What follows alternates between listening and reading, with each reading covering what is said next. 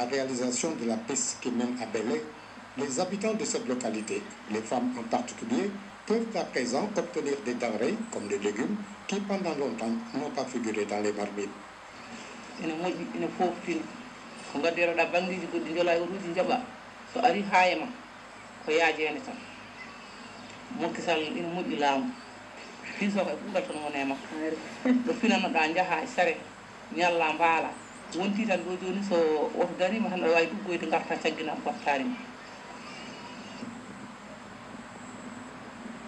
C'est surtout en matière d'électrification rurale que le PUDC s'est distingué de manière louable.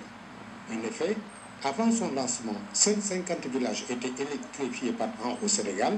Aujourd'hui, avec le PUDC, 479 communautés rurales sont sorties des ténèbres. Mieux, l'État a pour ambition de porter en 2017 à 60% le taux de réalisation dans ce domaine, ce qui veut dire l'électrification à cette échéance de la moitié des villages du Sénégal.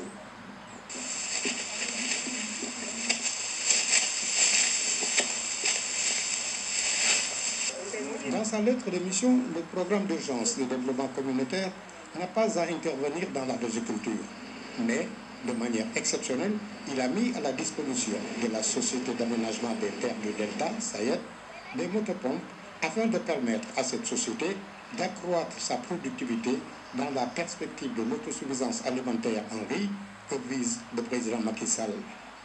Pour la contre-saison chaude 2016, nous avons réalisé au niveau de la région 2300 hectares, ce qui n'a jamais été réalisé dans la région, parce que quand on interroge les statistiques, à peu près on a voisiné les 100 hectares à 200 hectares.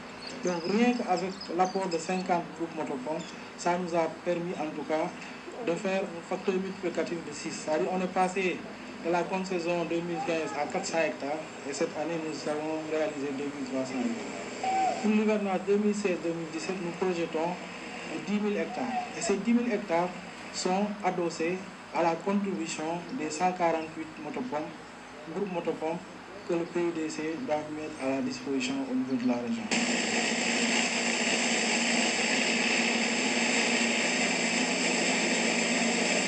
Si, pour l'instant, seules quelques régions sont ciblées dans le pays, les réalisations du PUDC vont porter sur d'autres, dont les problèmes ont déjà été identifiés. Pour cette première phase, nous sommes intéressés à 10 régions. Bien sûr, il y a d'autres régions telles que la Casamance, où nous avons commencé l'important travail de recensement des besoins. Et aujourd'hui, on peut dire que nous connaissons exactement les besoins du monde rural en Casamance. Et nous sommes en train de planifier une autre phase pour que justement ces régions, qui sont la Ziguinchor principalement, parce qu'il faut le dire, dans cette première phase, nous intervenons à Kolda et à Sédhiou.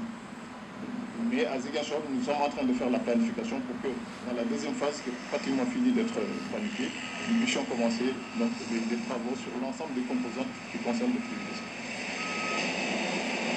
Ce n'est finalement pas hasard si le PUDC, qui porte l'empreinte exclusive du chef de l'État, suscite de l'intérêt dans la sous-région.